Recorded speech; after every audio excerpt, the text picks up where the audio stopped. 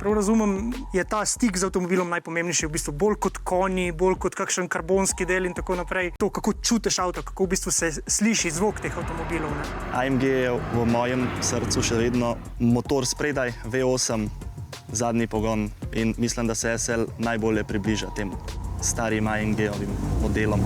Veliko zvoka, veliko nekih pokav iz auspuha in mislim, da je res neka zgodba, ki jo AMG pozablja.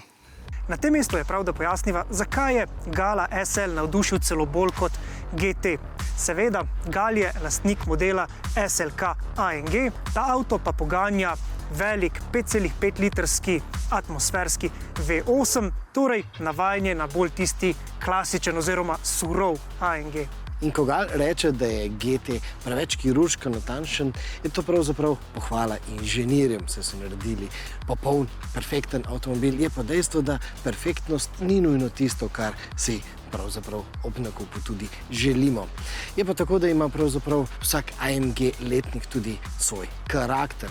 In nasploh je fajn, da če izberemo pravo različico, te avtomobili pravzaprav ne zastarijo, ampak postanejo samo vintage.